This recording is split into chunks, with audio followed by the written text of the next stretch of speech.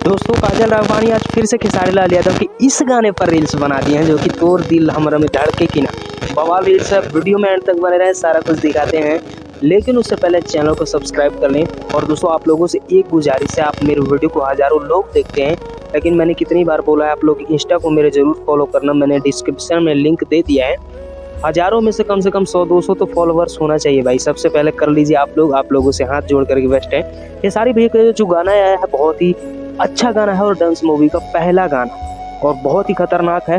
और global music junction पर देखा जाए तो 5 नंबर पर ट्रेंड कर रहा है और उसी पे काजल राघवानी रील्स बनाई। हालांकि खेसारी भैया का एक और गाना आने वाला है हारमोनियम किसी चैनल से, मैंने अपने कम्युनिटी में डाल दिया, जाके चेकआउट कर लेना। और बहुत ही बवाल रील्स है भाई, क्या बोले आप सभी को। इंस्टा में मुझे फॉलो कर लेना, फिर मैं आप सभी को दिखाऊंगा। और ये गाना आप लोगों को कैसा लगा हमको कमेंट ज़रूर कीजिए। और काजल राघवानी को आप लोग क्या कहना चाहेंगे भाई। काजल राघवानी रील्स बनाई है, बहुत ही बड़ी बात हो जाती है। काजल राघवानी क्या खेसारी को याद कर रही हैं या नहीं, हमको कमेंट्स बॉक्स में बताइए।